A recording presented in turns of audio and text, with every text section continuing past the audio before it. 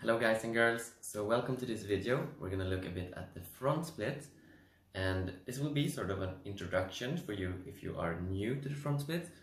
It will not be like a set program with sets and reps, but just a few ideas for you and how you can get started with the front splits. So if we look at the front split, what we are looking for is hip flexion, which is in the leg that is in front of us, and also hip extension, which is in the leg that is behind us. Hip flexion means that we are lengthening the hamstrings and calves, which are the backside of the leg, while we're also shortening the hip flexors and quads, which is the upper part of the leg.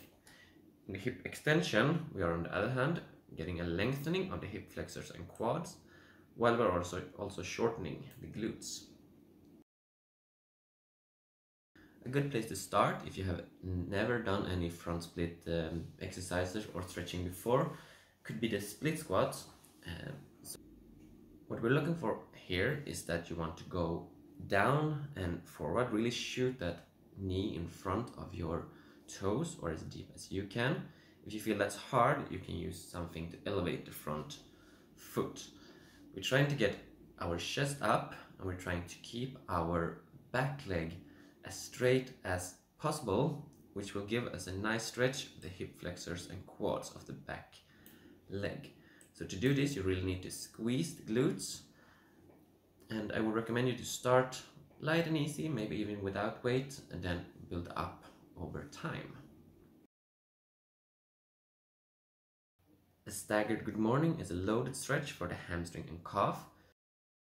What we're aiming to here is to have a straight leg. This is the front leg that is working, and you can see that I'm jumping around a little bit with my back leg, which is the support leg. So just place it wherever you feel comfortable with. I want to tilt my hip forward, and then I'm sort of bowing down, reaching forward with my chest and head, and I'm only going as deep as I can with this straight back. This will give you a quite intense stretch of the hamstring and calf. Add a small pause in the bottom, and then I'm squeezing my glutes to get back up. And as with the split squats, start light and easy and build it up over time.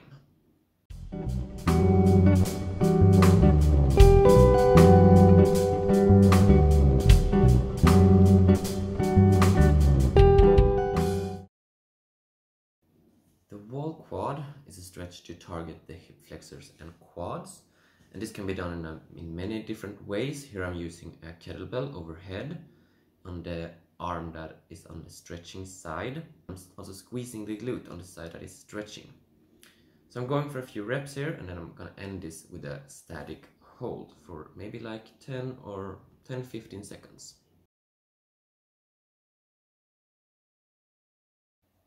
In this half kneeling hamstring stretch, I'm also placing my foot against the box to get my foot flexed.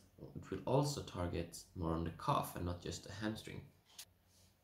As I'm reaching forward, I'm also trying to sort of pull my straight leg back into the hip socket to keep my hip parallel.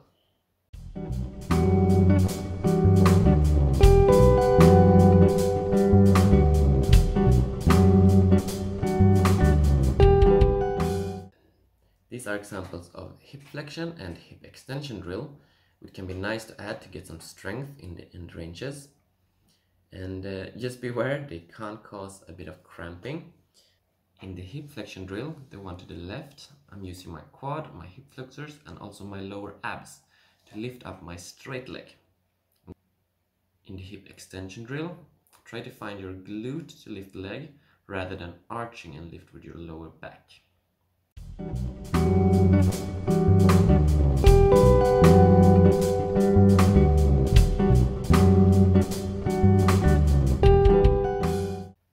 The long lunge, and now we're getting closer to that actual front split. What we are looking for here is to have your front heel in front of your front knee. You can start a bit closer, and then you can increase the range and the depth after time. This will target your hip flexors and work on your hip extension. In the front split slide, you need to find something slidey. Here I'm using like a special slidey mat, but you can also find maybe a blanket or a pillow, whatever you have access to. You want to slide out, and if it's hard with the straight leg, you can start with a slightly bent leg. And you slide out as far as you can also come up from. To come up, you press down your heel and also press down your knee to slide the leg up again. This is a dynamic active stretch, but you can also combine it with a static passive stretch if you add a hold on the last rep.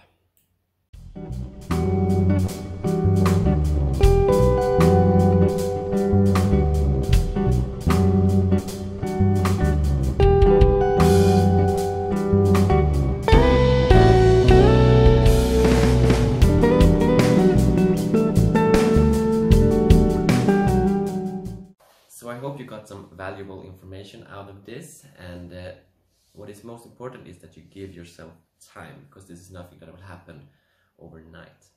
And also in the beginning, the most important thing is not what you do, is that you do something. So just start wherever it feels easiest for you and stay consistent. Good luck and stay flexi.